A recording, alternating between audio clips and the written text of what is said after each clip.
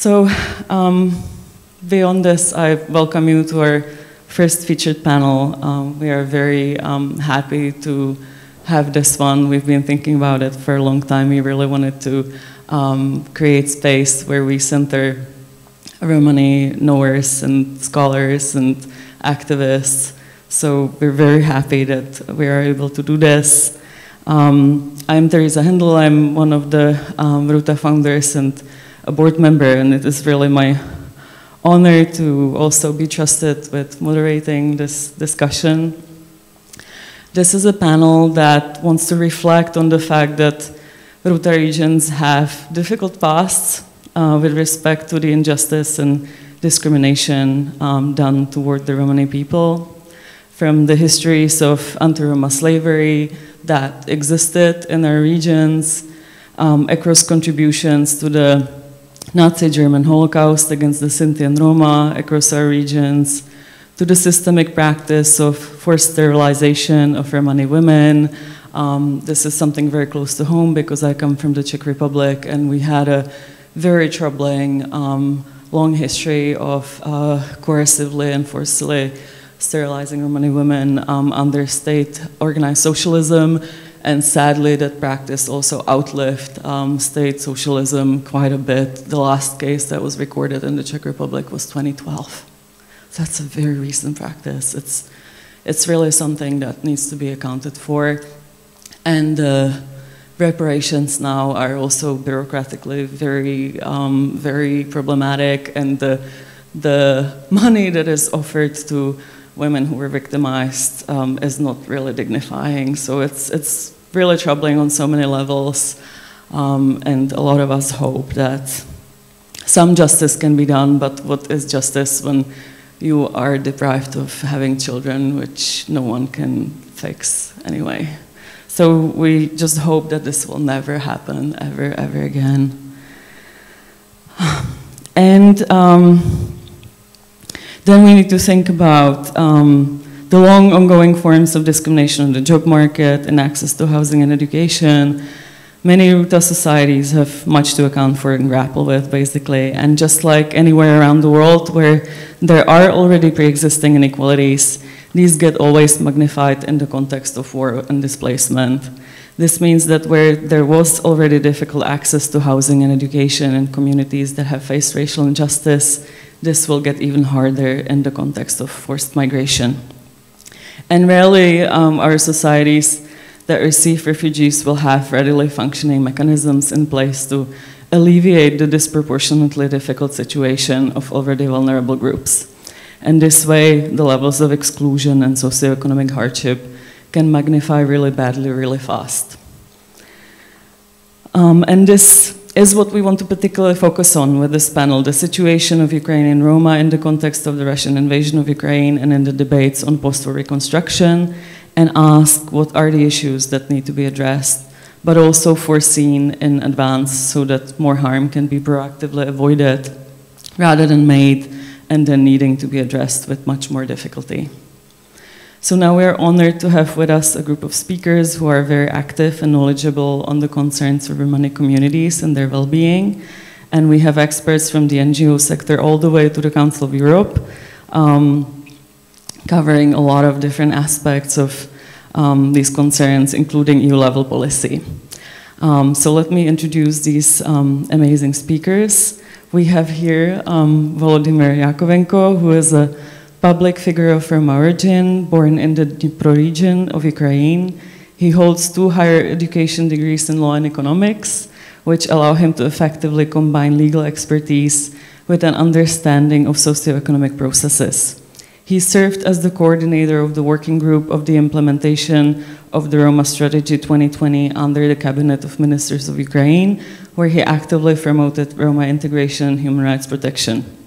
He is also a co-founder of the Roma youth organization Youth Agency for the Advocacy of Roma Culture, ARCA, which focuses on youth development and cultural preservation. So we're very happy to have you here. Then we have Zola Koндур, who is online. She had other commitments, so she couldn't make it, but she is with us.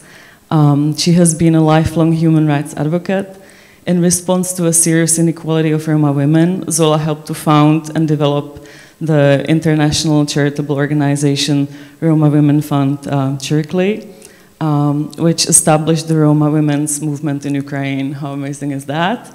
From 2019, Zola Koндур is a tolerance ambassador of UNDP Ukraine. Her human rights advocacy and passion for Roma issues has led to work with government institutions and international human rights organizations, including her current role at the Council of Europe as a project manager for national minorities, Roma and anti-discrimination projects. And then we have another participant who couldn't make it all the way here but is online with us, Штефан Мюллер. He is here in the position of an ally, just like me. And I must say, he came with such amazing recommendation that he must really have done a lot of good work. So we're really glad to have him with us because it's also, we can learn a lot from good allyship too. And he is a political scientist working as an advisor on international affairs for the Central Council of German Sinti and Roma. He has more than 30 years experience working with vulnerable communities, in particular with Roma in Southeast and Central Europe. Before joining the Central Council, he worked as an advisor to inclusion policies for vulnerable groups for several governments and international organizations. Then we have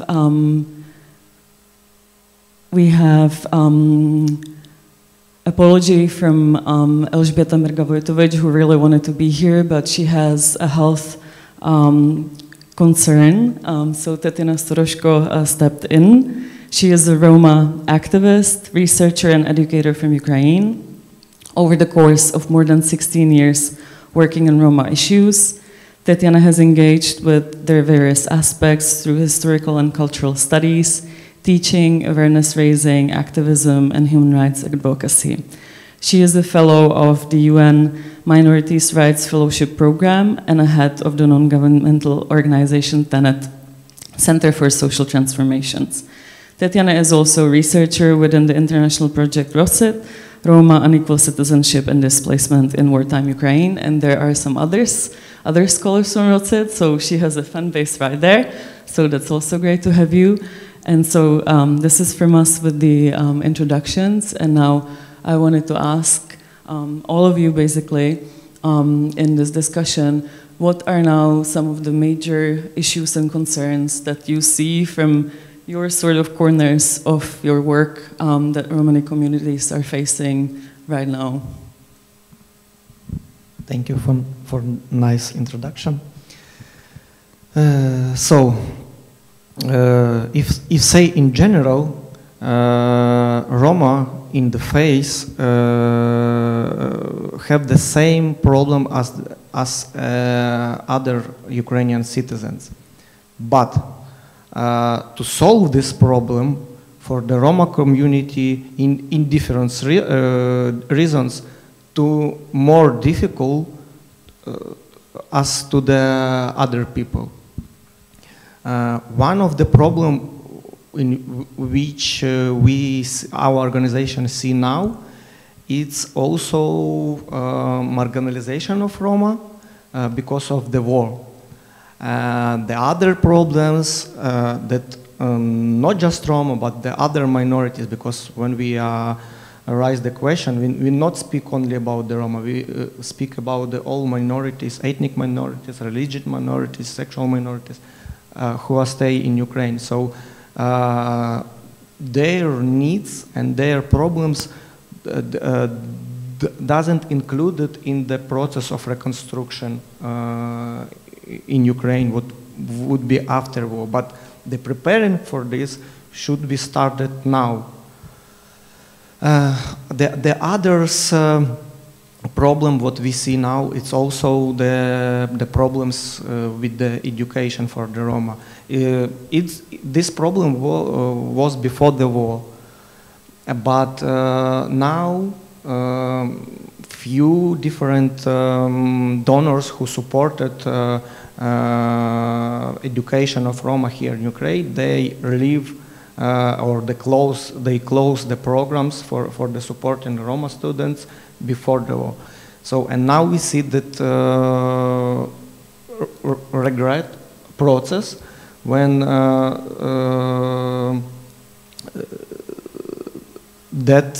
what we achieve in 20 years, that we have like educated Roma generation, now because of the war and because of these donors, they close program or they leave Ukraine, we see that we lose generation of the youth Roma, who in the future can be also the activists and who in the future can support other Roma. So it's like main problems what we see now. Thanks. Thank you so much. Now if we can have Zola. Good morning, everyone. Congratulations with the conference. It's a big honor to be with you today. Answering your question, I would like to say that the Council of Europe was the one among international organizations to start consultation meetings in 2022 after the invasion, to listen the voices and the needs and the problems of the Roma representatives from all over Ukraine. I remember our first consultation when people were connecting from the bomb shelters or having severe issues with the electricity and etc. So this type of consultations helped us to collect the information about the situation of Roma communities and then to pass it to the institutions, but also donors organizations, because the Council of Europe is not a donor organization.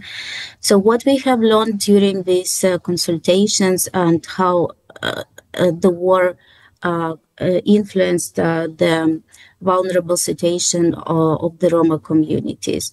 The first issue was the passports, of course, because those people who didn't have ID documents, they were not able in 2022 to cross the borders and seek the evacuation or to find, let's say, security conditions. Also, those who became internally displaced people without documents, they were not able to register as internally displaced people and then to access humanitarian support or to rent some houses. And speaking about housing in general, since the invasion, we can see that those Roma people who didn't have documents for their properties, they're not able to register the damage, for example, of those properties and to seek for compensation. But also with the, let's say, social housing, it's a general issue, I would say, in Ukraine. It's not so easily affordable for many IDPs in Ukraine in general, but when we are speaking about Roma, then we had cases when Roma people were not accepted into some shelters, and that's why Roma organizations established their own shelters for Roma women and children, but absolutely accepting all people who are in need of shelter. And the issue with the employment, I would say that for many Roma people, even before the invasion, it was very difficult to have stable incomes, and some people never had enough money even to save anything for the next, for example, few days. With the invasion, even those who had stable incomes lost their businesses. So for Roma IDPs or those who lost everything and moved to European Union countries, it was very difficult to start new businesses or to find possibility to earn money and to feed their families. So these are the main issues and problems that we have collected from the Roma NGOs during our consultation meetings, and I think that maybe our next speakers would add to this, but later I would like also to speak about how the government tried to address these issues. Thanks. Thank you so much, Zola.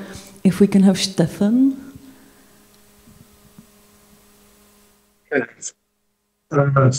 First, thank you very much for the invitation. And I would like to apologize that I, on a short notice, couldn't make it, but I got, unfortunately, also some health issues which prevented me from traveling. Now to the topic. When we talk about Roma, what are the most pressing issues? I think we have to differentiate. On the one hand, we have the Roma who are living in Ukraine still, including the IDPs, the internally displaced persons. And on the other hand, we have the Romani refugees. The European Union assesses that roughly 100,000 Roma could have left the country, primarily to European Union member states, but also to Moldova. This would reflect, let's say, roughly around a quarter of the Roma population who is currently as refugees outside of the country. So we have what we really to look into both. I will try to highlight what I see as the most pressing issues for them. First, I would like to say, as Vova stated already, so the Roma face the same situation as every other Ukrainian citizen, but due to the vulnerability of them, it might be even worse, or in many cases, the situation is even worse. A similar assessment we could draw to when it comes to the refugees. On the one hand, the refugees enjoy the same assistance and support as any other refugees from Ukraine. But on the other hand, we also had a lot of discrimination.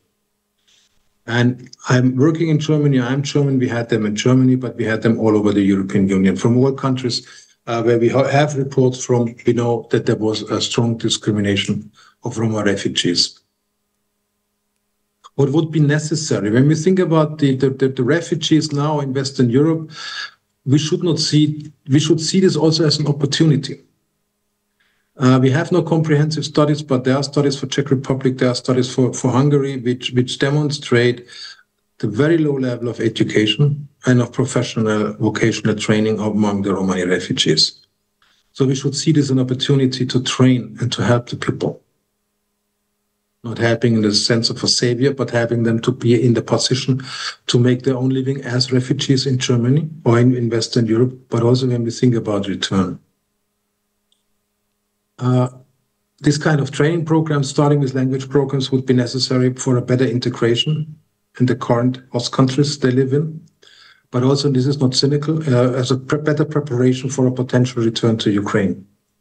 The better they're trained, the better the chances they have on the labor market upon return. What we see in many European countries, and I can talk in particular about Germany, is a tightening of the situation when it comes to Romani refugees.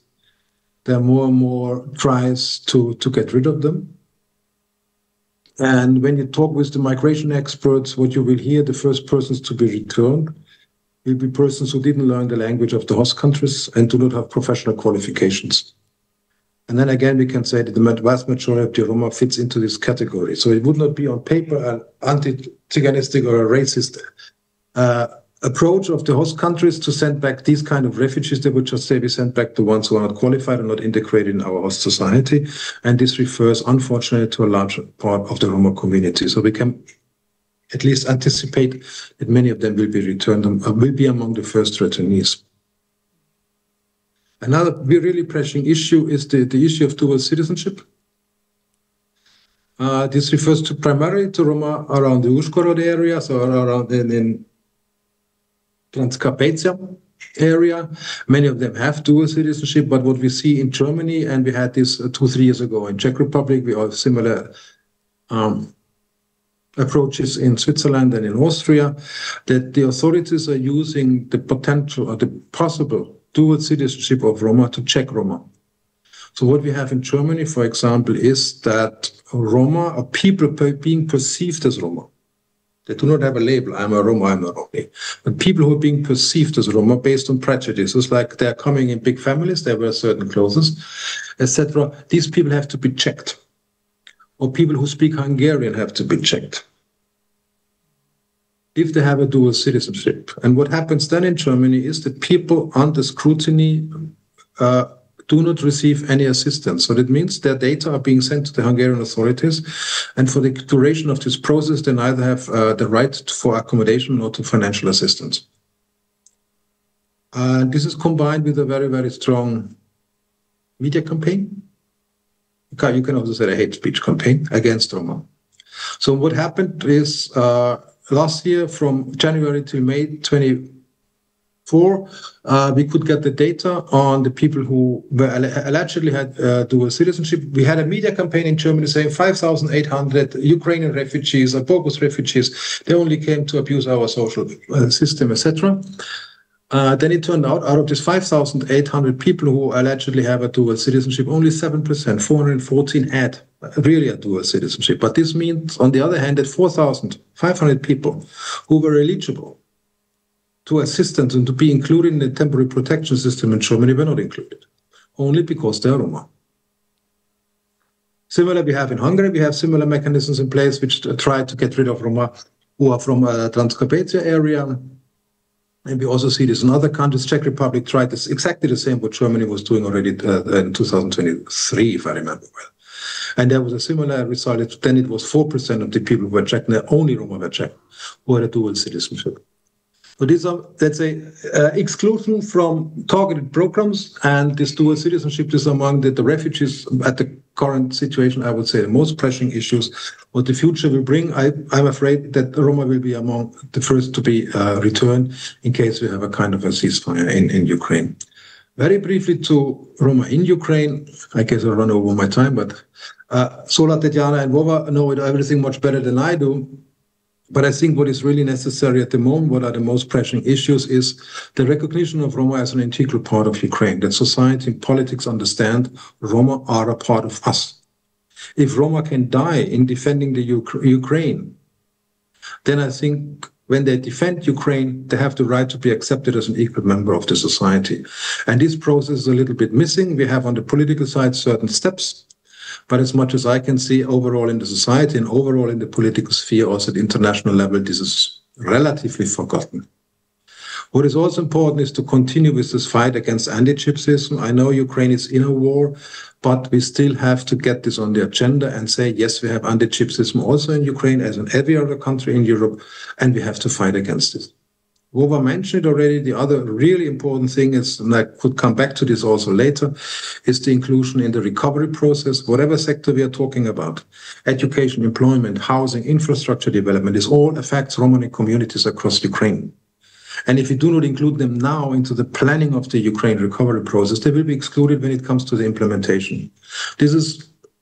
We only have to look what happened in Kosovo, what happened in Bosnia, Herzegovina, or what happened even in Syria and Iraq to Roma-related groups. They were excluded. And this is one thing what we really have to avoid and where we have to work on now, which is not easy, but we made certain progress, I think. What we also have to think about recovery process is not only a physical recovery process, it's a mental recovery process. And also there we have to think about how the Ukraine society deals with the situation of Roma, deals with their own Roma community. Thank you so much. And then I would stop because I guess I overrun anyhow. Thank you. We will come back to this, but you're raising really important and concerning issues. But Tetiana.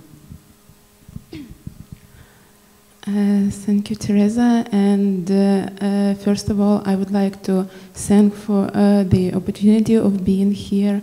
And for me personally, it's even more important and encouraging to be on this panel among the friends and supporters, individuals, and also representatives of institutions who've been by our side since the very first days of the full-scale invasion. And I can remember when we were totally shocked and lost. We were evacuating ourselves and we were jumping in and out from the bomb shelters, and our colleagues from Central Council, they were staying and waiting on Zoom calls and saying, just take care of your safety now and we will be here for you.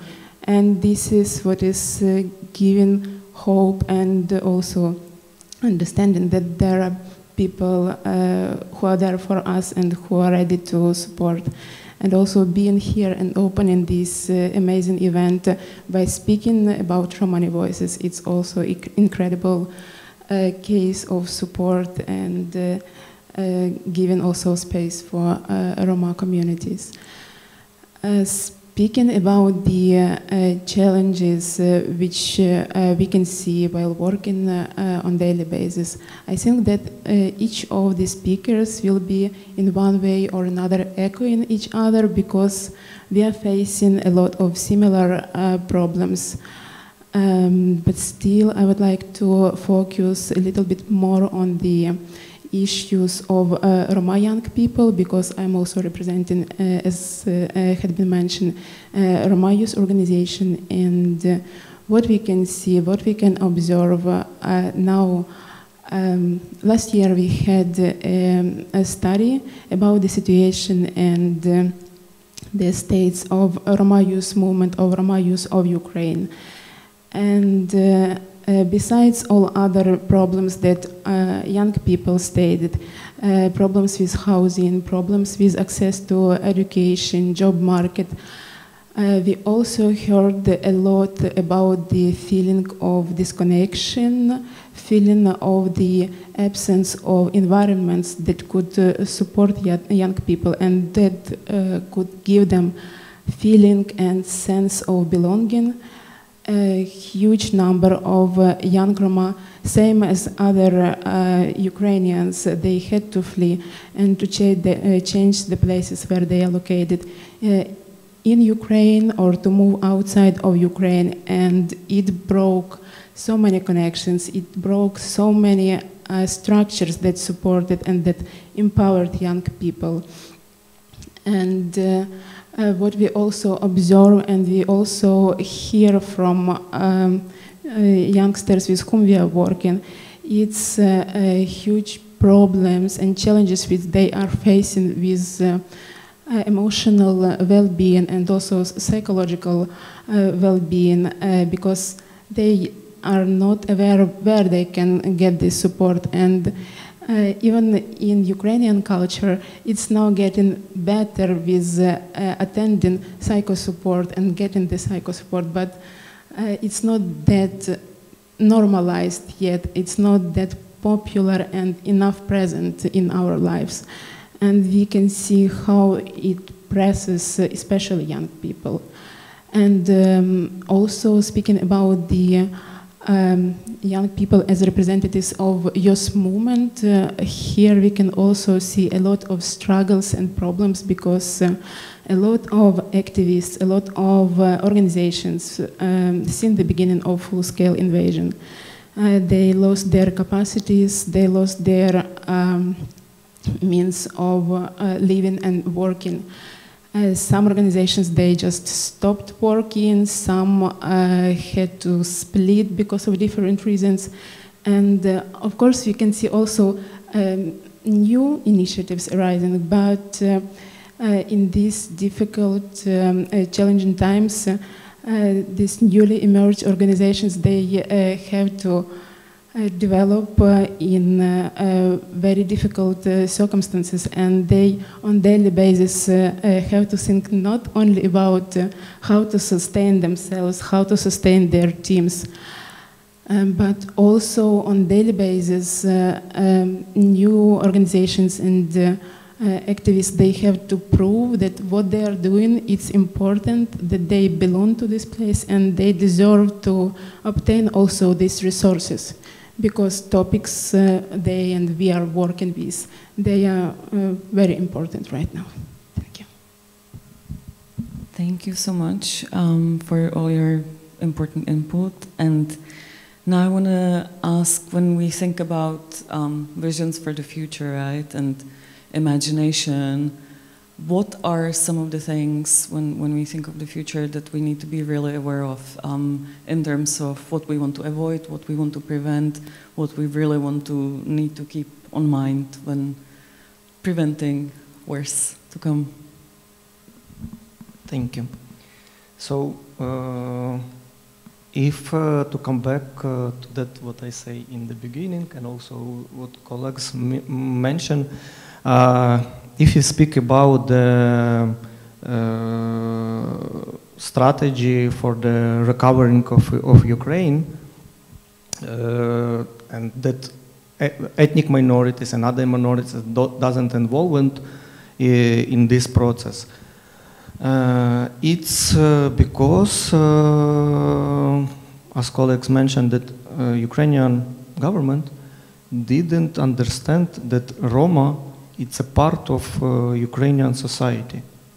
And that they don't understand that Roma and other minorities should be involved in this process. Why they don't understand it? Because they doesn't understand also the perspective. For example, the Roma population in Ukraine and also in the Europe, it's the youngest population of youngest group what live in Ukraine.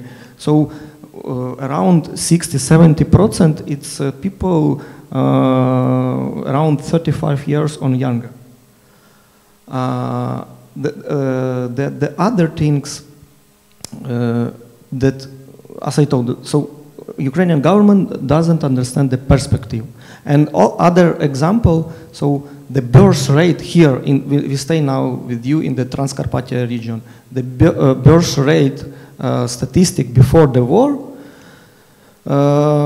show that only Roma community make positive effect in the birth rate statistic, because the other people who live here in the Transcarpathia region, they or live or unfortunately they die. So it means that government should to put attention to the Roma and other minorities.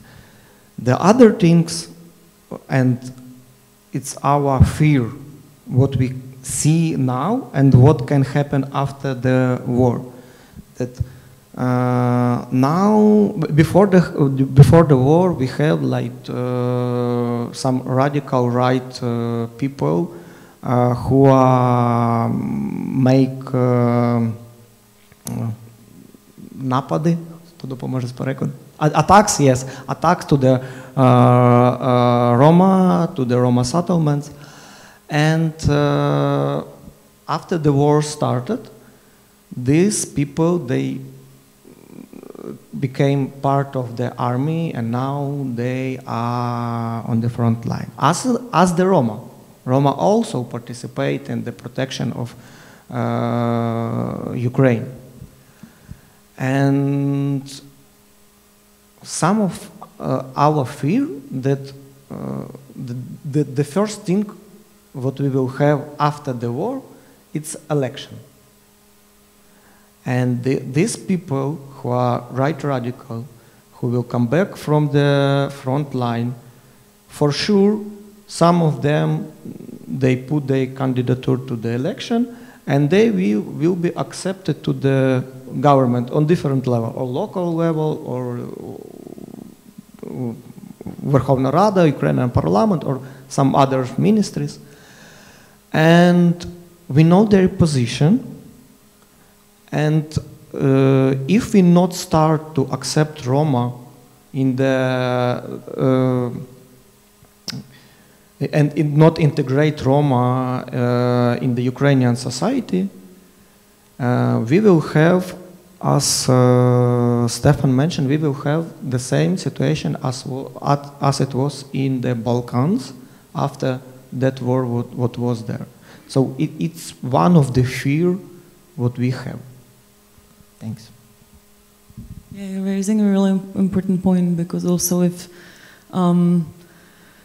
they can keep sort of campaigning also on division, right? And we see that all around Europe right now, how the far right is getting stronger. If you don't have some kind of counter strategy, this will get worse, right? And there needs to be some kind of plan to avoid that. And I am now a migrant academic in Germany, right? Where the far right just gained 20% of the votes in the federal election. So this is a really scary momentum for like a lot on when you also think about the history of the far right in Germany and how Russia also fuels all this and supports far right groups, right? So this is really something that all of us need to think of how to counteract and what to do to sort of fight back against the risk of the far right everywhere around Europe and further. We will later talk also about the US far right in the second panel. So can we please have Zola? Yes, I would like to get to the point when our distinguished speakers said about the, let's say, human resources or the representatives of the NGOs who left Ukraine. We feel it almost every day because many Roma leaders, Roma mediators, and those NGOs that were very strong in the regions and cities left Ukraine. And there is a big gap now in this term of having strong partners in some of the cities and regions who would be like a bridge between Roma communities and local and regional authorities. Why it's important? Because when we are speaking about recovery, reconstruction of Ukraine, it's not only national level, it's also very much about local level and regional level and work with the municipalities and Roma communities, everyday work that that should be already started long ago, even not today. So I see the importance of training or raising new strong leaders or human rights activists among Roma representatives, and to build this strong dialogue and partnership between national, regional and local municipalities or institutions and Roma communities. Without this element, it will be very difficult to work on all the aspects of inclusion of Roma people into society. And then, of course, when we speak about the policy level and even inclusion, I see it as a strong connection with the effective policy implementation in Ukraine. For example, the Roma National Strategy, the Action Plan on National Minorities that was approved on 14th May this year is a very important part of the EU negotiation process of Ukraine. So without effective implementation of all these policies, all the mentioned issues will not be solved.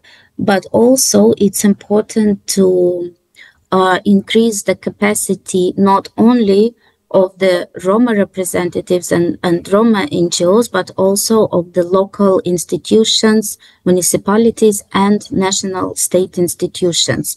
And that can be about everything, about let's say, inclusive approaches,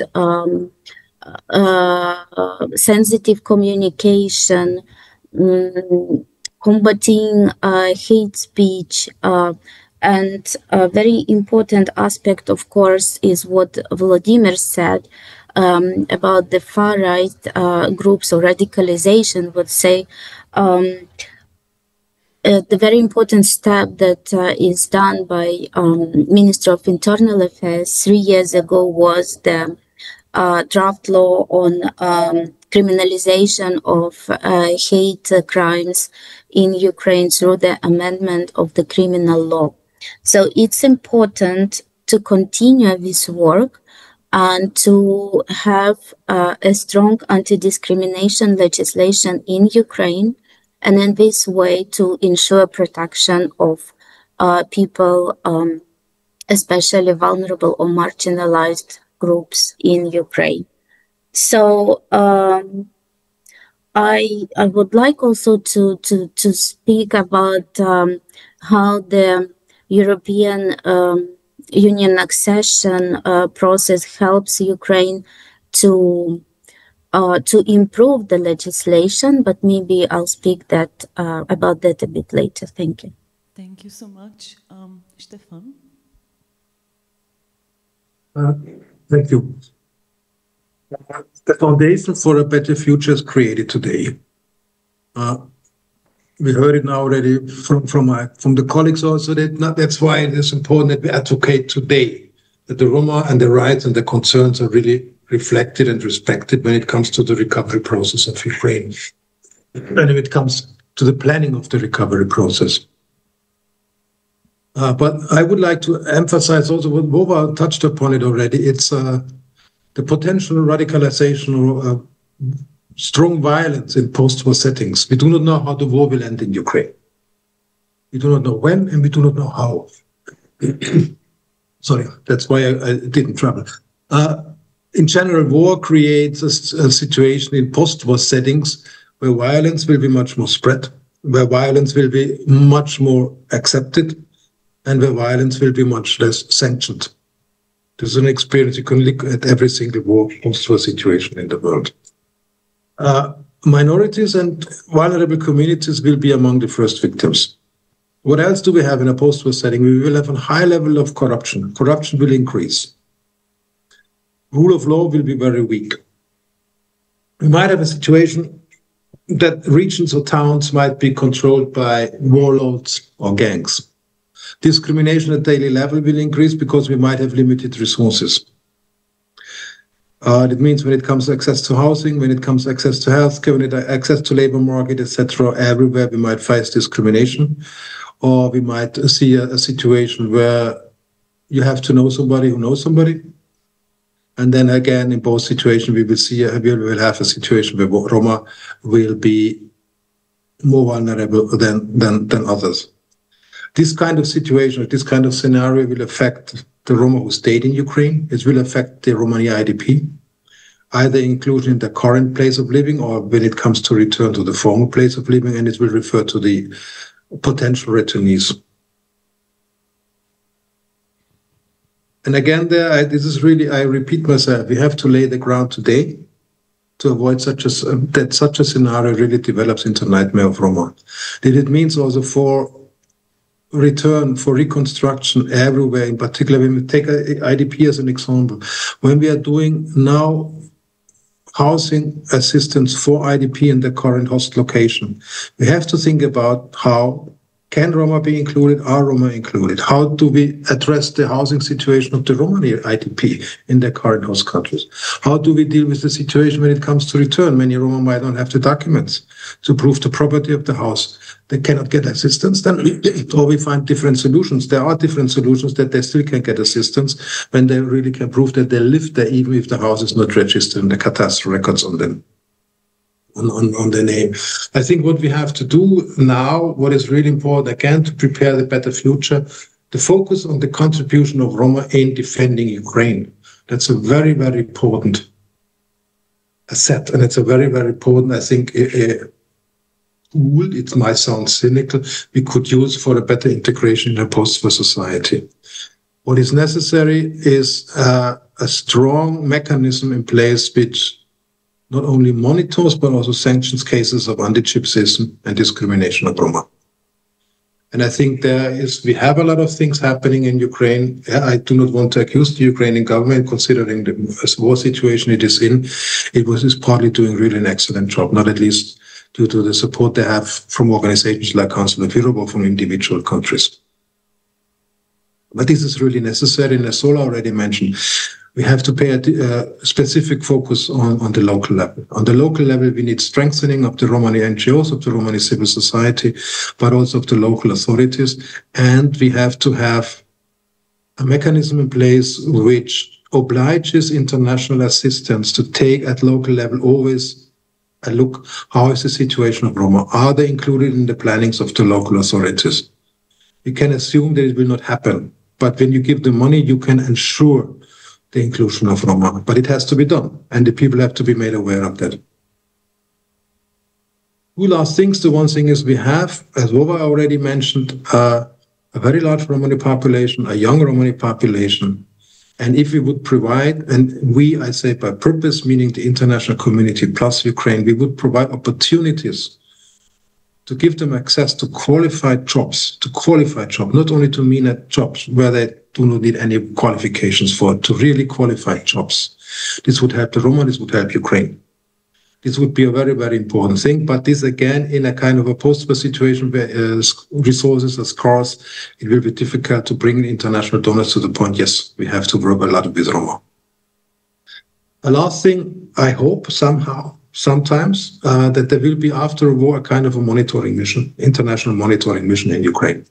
Whoever sets it up, UN Council of Europe, OSCE, European Union, because this would be a very, very important tool. I know the ones in Kosovo or Bosnia, for example, they did not always succeed in their ambitions, but this would be a very important tool, really to monitor and to see how is the situation of Roma in the post-war situation, and also to include then a kind of a sanction mechanism that we really sanction violence against Roma, and through this can probably also avoid violence against Roma.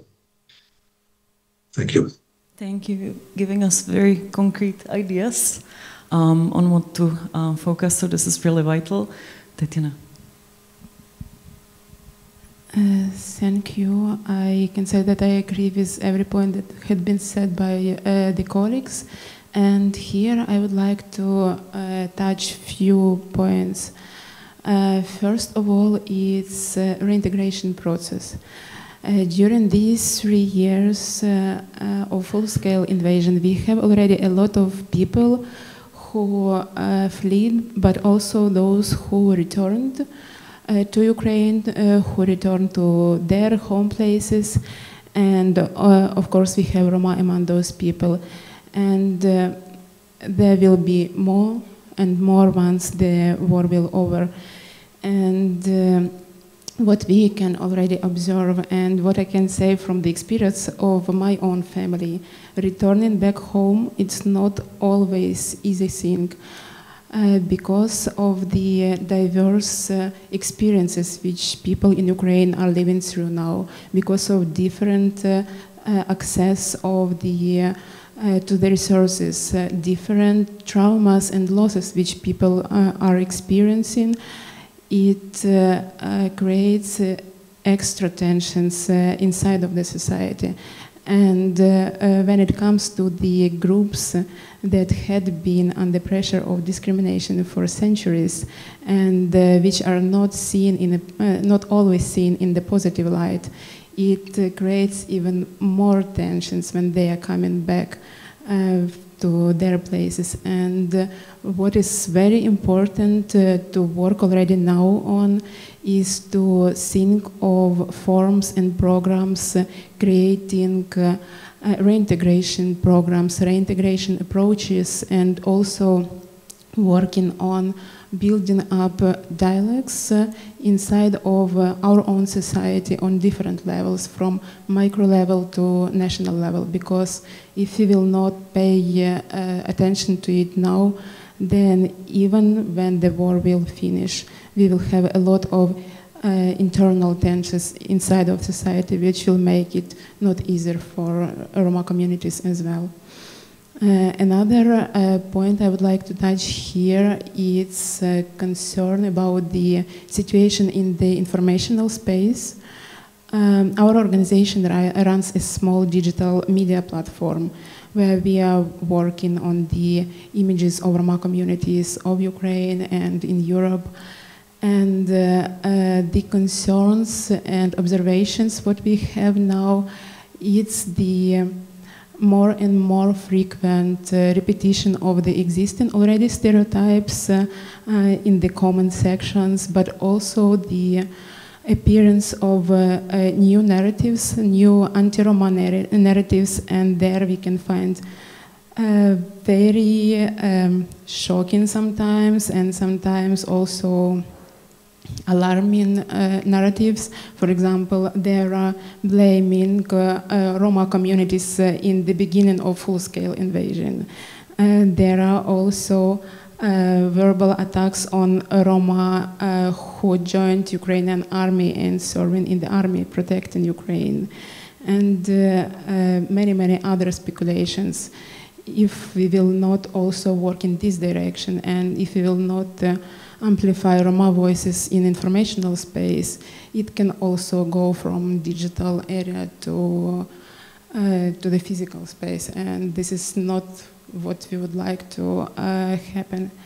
And here also, speaking about the Roma voices, I would like to emphasize the importance of collecting and documenting experiences and stories of Roma who are living through the war period. And I'm speaking also here from my experience working with the testimonies of Roma genocide survivors. It came to collecting their testimonies after decades of what happened to Roma communities during Second World War, and we could see how it influenced the communities. And now we have a generation which has this traumatic experience inherited by their parents and grandparents, which have also to deal with current situation, with current war. I'm privileged to be part of an international project which is documenting now the traces of Roma communities which had to flee because of the war. And this project was already mentioned here. It's RUTA, where we together with colleagues are collecting testimonies, collecting stories of Roma who had to leave their homes because of the war circumstances. And some stories which we hear during this process, they are not showing how the concept of citizenship very often is not working for Roma communities. It's also showing us that traumas that were not worked out before, they can influence on how current generation is seeing the life and environment right now. And very small example to finish with. Recently, together with colleagues, we've been interviewing one Roma woman, and she said that when it came to the choice where they want to evacuate, where they want to go from Ukraine, she had panic attacks, and she didn't want to go to Germany because of stories which she heard from her grandparents, what happened to their ancestors during Second World War. But then when she found herself in this country, and again she had to obtain medical assistance, she had another shock, and she was refusing medical assistance because she was afraid that she will be tested on. And this is something that people inherited and that we need also to deal with. And I think that we have to learn from what was not done with the memories of Second World War, with memories of Roma genocide, and not to make the same mistakes now. Thank you. Thank you so much, and you're raising really important concerns of intergenerational trauma, so this is really vital for us also to be aware of. Now I have my last question for the panel, and hopefully if we can get sort of short answers, so then we can also make some space for questions. If you have them, start formulating them now so you can ask. So from my end, to also think about the future and something positive, maybe some cases of positive practice that we can look towards and know, that there's some model practice that we might want to support. Do you see any initiatives or cases of good practice that we can inform ourselves with, also as allies, to know what has worked and which approaches to follow? And perhaps you also see some scenarios that we really want to not follow because they have not worked. So this is the time. Thank you. And firstly, I want to reflect what say my colleagues previously, and it's about. So my colleagues mentioned that we have in Ukraine different like Roma strategy, new law about the ethnic minorities, and other things. And also it's making because of the pressure EU, because we want to be part of EU delegation. Oh my God. European Union, and its integration process to the EU. And we, in this case, we take a lot of different laws for the supporting ethnic minorities, different minorities. But as told my teacher in university, that in Ukraine we have the best law in the world. And problems actually not in the law, problems in the implementation of this law. Because we have, like, as I told, Roma strategy and other things, and policy making in the capital, but implementate everything in the local level, in the cities. And if in this local government, local politics, they doesn't understand what does mean anti-Gypsyism, who are the Roma, what they want, what is their problems, they didn't implement any strategy, they didn't implement any law, and they didn't protect any minorities. So it's one of the problem in that people doesn't know who are the Roma and what is the problem, and the other it's in the implementation. And to not take a lot of time about the good experience, as I told in the beginning, that so one of the case what we are working it's at the education of the Roma, because young Roma, because we think that it's one of the way integrate and include Roma in the social processes what is going around. And we had good experience. Actually, also was in Ukraine. We had Roma Education Fund who supported Roma students who are after they graduate, they become Roma activists. I one of the part of this community, and but 3 years ago, these programs was closed in Ukraine. It's worked in the west of Europe, but it's closed for the east of Europe. And we now see the process when we regret. So we go into the past.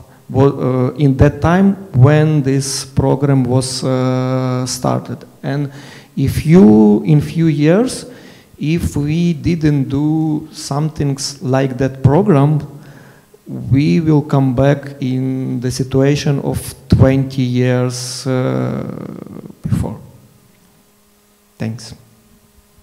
And that's really unfortunate, because it seems like this is the time when that program is needed the most, right? So this is really absurd.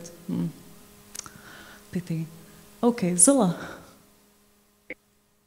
Yes, about some positive examples, but maybe more even about the policy development during the last 2 years in Ukraine and the expert support that has been provided by the Council of Europe. I would like, of course, to speak Recording about, stopped. I would like to speak about the EU framework negotiation for Ukraine, under which Ukraine had to develop 2 roadmaps. One of them is a roadmap on Chapter 23. Recording in progress. Fundamentals, and the action plan on national minorities is part of this roadmap. Why this action plan is important? Because it helps to harmonize the Ukrainian legislation with the European standards in the field of anti-discrimination, combating hate speech, hate crimes based on ethnic grounds. It's also, of course, about expanding educational opportunities in national minority languages, establishing mechanisms to monitor hate speech, and conducting awareness campaigns and implementing different programs. And this action plan also seeks to strengthen the institutional capacity of the State Service of Ukraine on ethnopolitics and freedom of conscience, by increasing the involvement of community representatives in political decision making. So this action plan is already approved by the Cabinet of Ministers of Ukraine from 14th of May this year, and already should be kind of implemented. And the important also small part of this action plan related to Roma communities, and it has three priorities: ID registration for Roma people, access to education, and housing. So here I think the important elements of this political, I would say, document, and of course, a lot depends on the effective implementation of the action plan and Roma national strategy and law on national minorities at local level as well. And that's why we put our efforts also to improve or increase capacities of the state institutions to implement this policy at local level, but also to include Roma people, Roma representatives in all the processes. I would like also to mention that recently, very recently, the law on multiple citizenship was approved in Ukraine, and that was done to help those Ukrainians who left Ukraine because of the full-scale invasion to come back to Ukraine if they already received a citizenship of other country.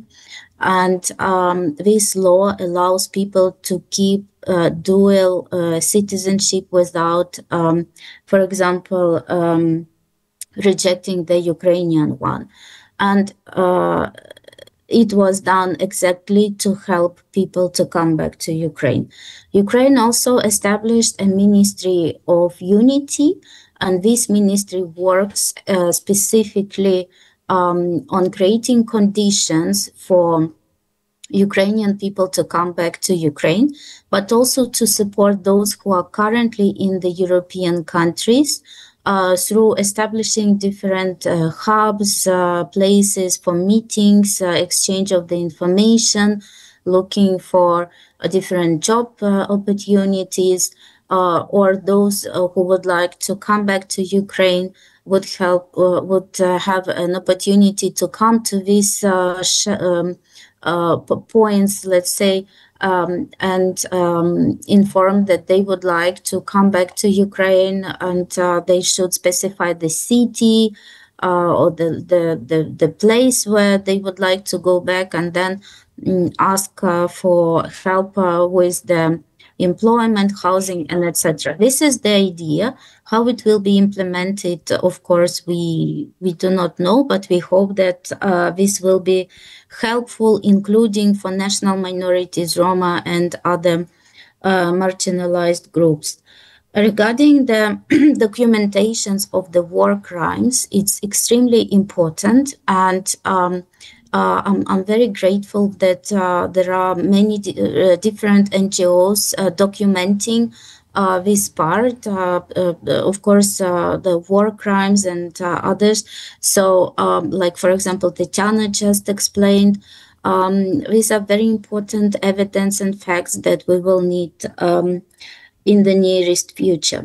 About the monitoring of the situation of Roma people and implementation of the policies, but also the protection of the rights of human rights in Ukraine, they are ongoing.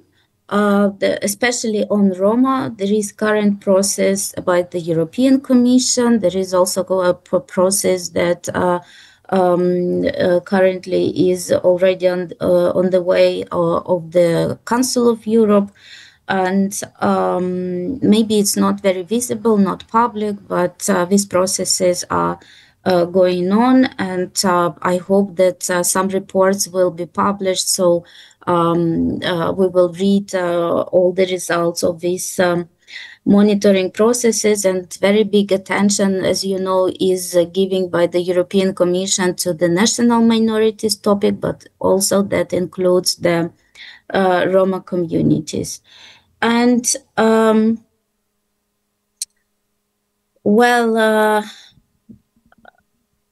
maybe just to add about the best practices to me, also I see the very big added value of having Roma mediators network in Ukraine.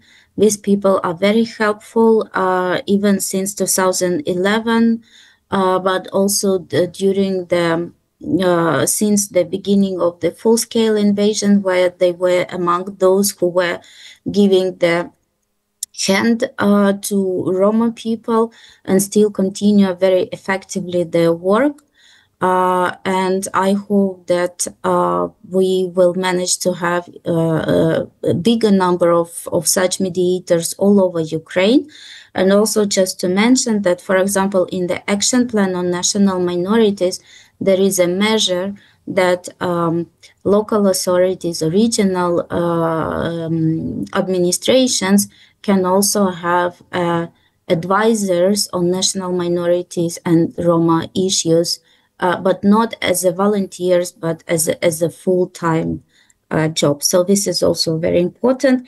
Maybe I will stop here. Yeah, thanks. Thank you. Stefan. Thank you.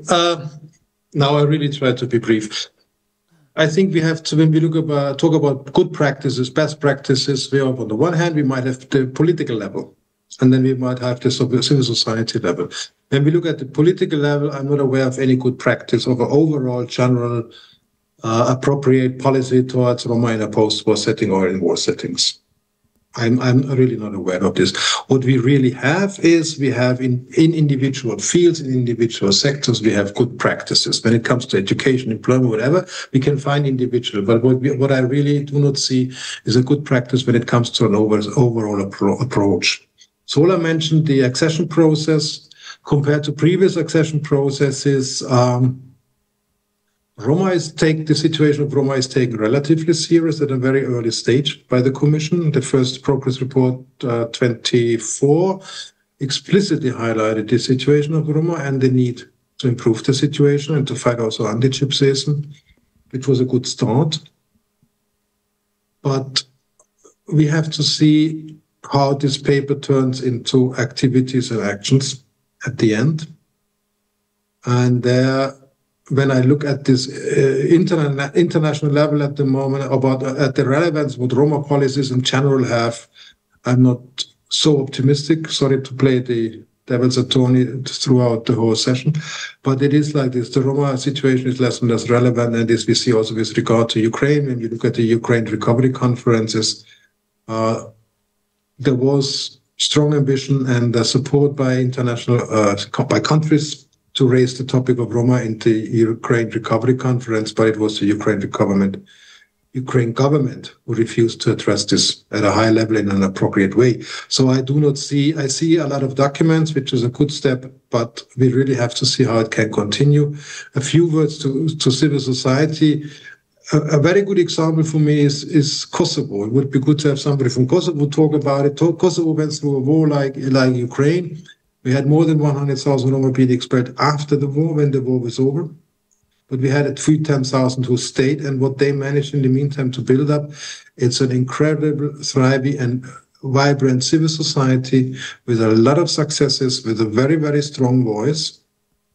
And I think this would be how they managed it. I think it was, on the one hand, it was a solidarity among themselves. There were different groups, there were different organizations, but they understood that they have to cooperate and not to go against each other. What they could also find, they found allies outside of Kosovo, different government institutions who supported them, and with this outside assistance, they have been taken much more serious inside Kosovo. I think these are different kind of approaches where the Romani civil society from Ukraine should look in. I'm not the guy who should tell them what to do, but I think this would be very, very important. And what the Romani civil society also, I think, could learn from other countries in Ukraine. Zola mentioned the health mediators, or the mediators is an incredibly good tool, but it's not enough. Yeah, you also need experts in the Roma community who could sit when there is a negotiation with the government at government level about economic policies, social policies. You have to have somebody in your own community who knows what to talk about. It's the same as with health policies, with anti-discrimination policy. You have individual persons, but you have to do, I think this has to be done much more professional, that you really establish a pool of experts who can deal at the same footing with the government representatives or with international representatives. When you develop the strategy and you have somebody sitting there who's an expert in economy, you can achieve much more than when you have somebody sitting there who doesn't know so much about it. Thank you. Thank you. This gives us really good ideas. Also, it seems like one of the really important things that we could do is put more pressure on the kind of integration of Romani concerns into post-war reconstruction right here, right now. So, Tetiana. Thank you. And if I will overtake time, just stop me. All of my colleagues who are present today at this panel, they have extensive experience on advocating on different levels, local, national, international. And I think that they will agree with me that good recipe of success of any advocacy campaign is also building horizontal networks of alliances which can amplify voices and can support very, very extensively. And this is what we are trying to do on a daily basis in our organization and also with our partners. It's building networks, coalitions, and alliances. And one of the examples which I would like to share with all of you, it's the coalition of Roma Youth Coalition, which we established last year with the support of Council of Europe. And for us, it's a new experience, also working together, cooperating with other Roma Youth actors, Roma Youth organizations, and individual activists and leaders. And what is, I think, different now, what we are trying to do is to cultivate the culture of mutual support and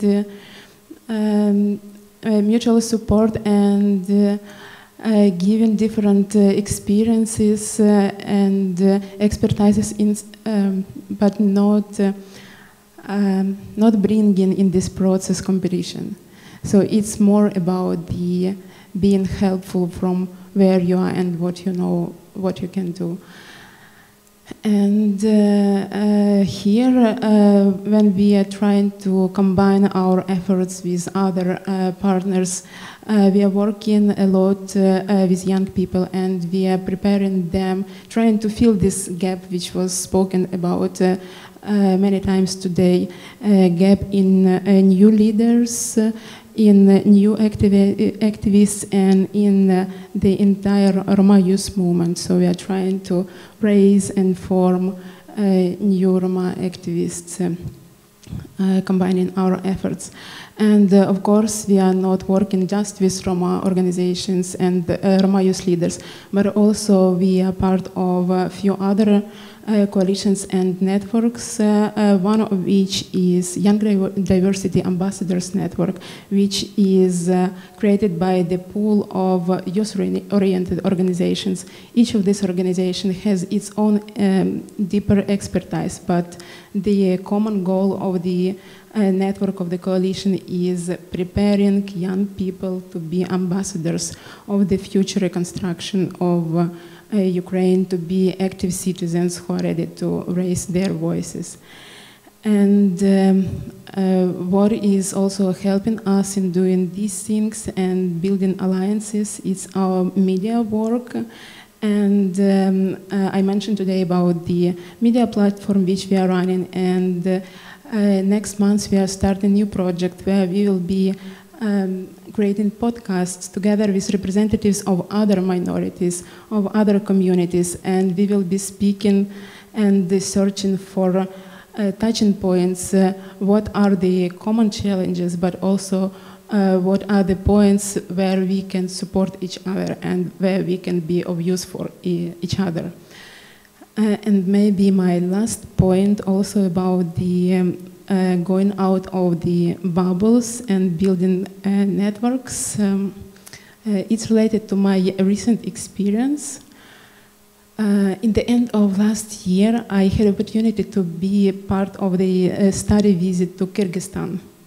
I didn't know much about this country. I didn't I'm very sorry to say I'm historian, but I didn't know much about the history of this region. And I didn't know what to expect from this country. I was so excited and I was so surprised by seeing how many parallels we can find with the communities living in Central Asia, with obstacles and struggles which they have, and how much we can learn from these communities about fighting for the rights in such a difficult environment, about also celebrating the culture and heritage and making young people interested in this culture by exercising crafts and using the language of arts. For me, it was a huge inspiration. And my message maybe for today would be to go out of the bubbles and build networks and to learn from other communities. Thank you. This is great sort of message, because I feel like this is really what we're trying to do with Ruta, so hopefully we can foster this. All of us together, but also we have a few minutes left. Are there any burning questions? Some of you touched in passing upon this question, but I'm really curious if you could talk more about the impact of mobilization on Roma communities, like whether the Ukrainian state views them as like a source for mobilization, and then when the men end up in the armed forces, how does it look for them, and how does it look back home, like how do communities change if many men are gone, or maybe they're not, I don't know. Yeah. Thank you, that's a good question. Yes. I can answer that. Actually, Roma, they are pro-Ukrainian, and in the beginning, everyone, I think, hear the story about the stolen tank and other things. So I don't like the word stolen, but it's my dear shell. It's like this. Yeah, but a lot of Roma. They mobilizate, and they are part of the Ukrainian army, but not all of them say that they are Roma. Some of them hide their ethnicity, hide their roots for different reasons. Also about because of some anti-Gypsyism or some root words in the site of the Roma. So that's why they hide their ethnicity. But not a lot of, so in Ukraine live around 500,000 Roma. And mostly it's women, children, and some number around 100,000 Roma. They leave Ukraine and they now have status of refugee. They stay somewhere around Europe, but around 400,000 they stay in Ukraine, and some of them they are part of the Ukrainian army. Hopefully, I answered to your question. I see that Zola really wants to add something to this. Yes, thank you. Well, of course, as Volodymyr said, that Ukrainian Roma are part of this society and defending Ukraine in all possible means, including not only being on the front line, but also supporting like volunteers. We know many Roma NGOs, many Roma women, communities who are collecting money and donating them to different battalions. Great, because the most relevant things were already said. Probably Vova, the person who asked the question, Vova was on the stage, Volodymyr, he could give you links to some articles, because we made interviews with a couple of Roma soldiers about the motivation, why they went in the war, why they're fighting in the army, how their situation is. So please feel free. Vova, I hope that's fine. Please feel free to contact Vova if you want to have more information. Thank you. So Tetiana can either add to this, or if there is any other burning question, we can... Yes. Can I have, again, some help with distribution of mic? I also, small comment, the question of participation of Roma in defense is a two-way street. It's a game that different actors can play, and that's explicitly why right-wing can have a lot of legitimacy after the war, because unlike Roma or other marginalized communities, they are one of the most visible organized actors in defense. But my question would be, I think, I agree it's very important to include voices of a marginalized group and including Romas in the discussion about reconstruction.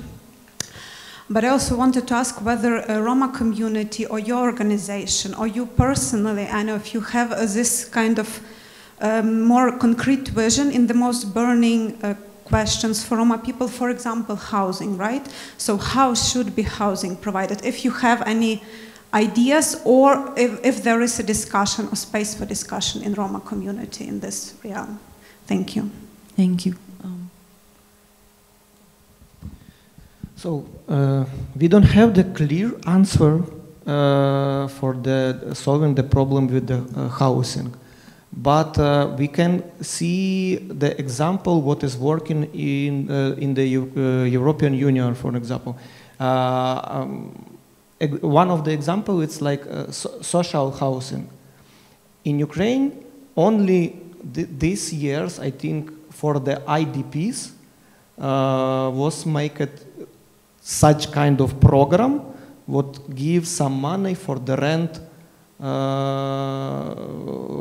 house for the, but it's only for the IDPs. In few years, hopefully, when the war stops, we will have the number of people who will come back to Ukraine and who, for this moment, lose their homes. Some homes stay on the occupied territory, some homes was destroyed, and where these people should live. So you asked the right question, but we don't have clear answer for this moment. So we need to look for the example how it's working in the European Union or some other countries. Thank you so much. So I'm afraid that we're at the end of our time. Thank you so much. Teresa, can I add very quickly about the housing? I'm sorry. Sure. Yes, thank you. Very fast. Well, housing programs for IDPs people are not always accessible even for all IDPs. It's a big issue. But I would like to come back to the action plan on national minorities, which I mentioned already twice during this session, and it has also the part on housing. So effective implementation of this action plan, effective implementation of the Roma National Strategy and Roma Action Plan would bring changes into the housing situation of Roma people and Roma IDPs if they will be effectively implemented. I think we all should put efforts to capacitate this, to implement effectively these policies and to change the situation. Thanks. Thank you so much. So that gives us also some thought at the end that there's so much policy that seems to be in theory and in sort of law, but the question always is the implementation, and that's also where us as allies should really put our weight behind, right? And that gives us really so much food for thought. Thank you all. Thanks to the speakers. This was really important. Thanks for inviting me.